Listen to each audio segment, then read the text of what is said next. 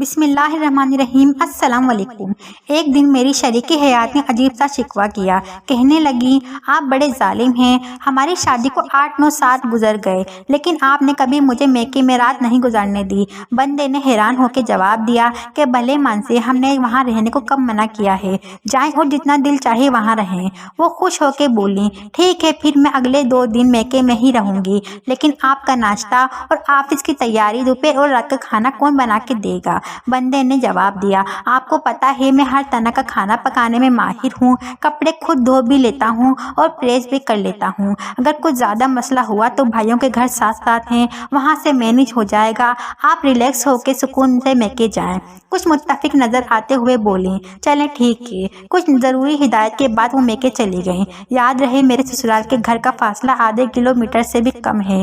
رات گزر گئی، صبح کی نماز پڑھنے کے بعد واک کرنا میرا معمول میں شامل ہے۔ واک کرنے کے بعد بندہ ناشتہ بنانے کا سوچ ہی رہا تھا کہ دروازے پہ دستک ہوئی۔ دروازہ کھلا تو بیگم صاحبہ تھیں۔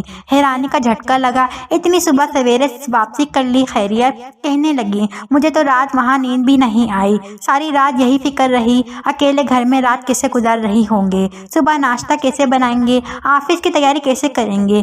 آپ کو تو میں اپنے کپڑے اور جوتوں کا بھی نہیں پتا، لیکن لگتا ہے آپ کو میرے بغیر کوئی فرق نہیں پڑنے والا۔ کتنے سکون سے مسکرائے جا رہے ہیں، ساتھ ساتھ ناشتے کی تیاری بھی جاری ہے۔ میں نے مسکراتے ہوئے کہا، سچ بتاؤں؟ ہاں بتائیں۔ نیند مجھے بھی نہیں آئی۔ میرا ماننا ہے کہ عورت سے سچی محبت صرف اس کا شوہر ہی کر سکتا ہے، اور مرد سے سچی محبت صرف اس کی بیوی ہی کر سکتی ہے۔ محبت ہمیشہ وقت لیتی ہے، انڈرسٹینڈنگ مانگتی ہے، جس کے لیے ایک دوسرے کا ساتھ لازمی ہے۔ نکاح اور شادی کا بیسٹ وے ہے، باقی تمام راستے گمراہی ہے، راہبری اور رسوائی کا باعث ہے۔ لہٰذا مرد اور عورت کی محبت کی پہلی درسگاہ شادی ہے۔ السلام علیکم۔